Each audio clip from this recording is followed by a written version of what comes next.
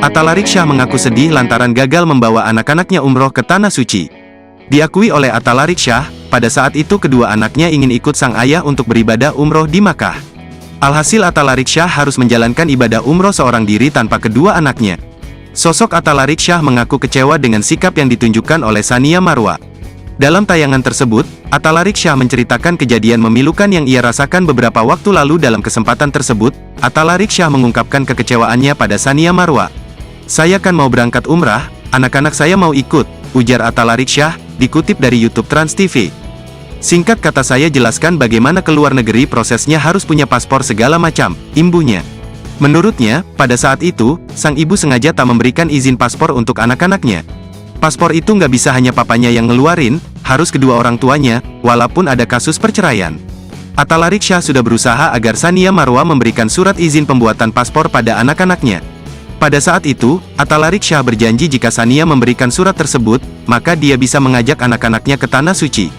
Namun, pada saat itu, Tsania Marwa enggan memberikannya izin. "Tolong minta suratnya sama umi kalian, kalau dapat surat dari umi kalian bisa berangkat sama papa," jawabnya. Tsania, "Tidak usah, tidak perlu," jelasnya.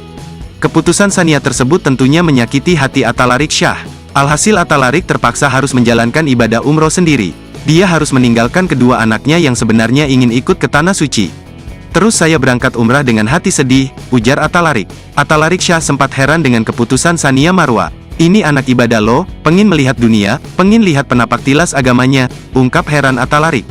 "Bisa-bisanya nggak diizinkan itu saya nggak habis pikir," jelasnya. Menurutnya, sikap yang ditunjukkan padanya terlalu berlebihan. Diketahui, pasca bercerai pada tahun 2017, hubungan Atalarik dengan Tsania masih tak kunjung adem.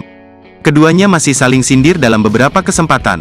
Pihak dari Tsania menuding bahwa Atalarik mempersulit dirinya bertemu dengan kedua anaknya. Seperti yang diketahui, sejak bercerai, hak asuh anak jatuh di tangan Atalarik Syah. Dituding tak memberikan izin anak-anaknya untuk bertemu dengan ibunya, Atalarik Syah merasa geram. Ia pun meminta mantan istrinya tersebut untuk tak bersikap berlebihan. Pasalnya selama ini Atalarik Syah tak pernah melarang Tsania untuk bertemu dengan anak-anaknya.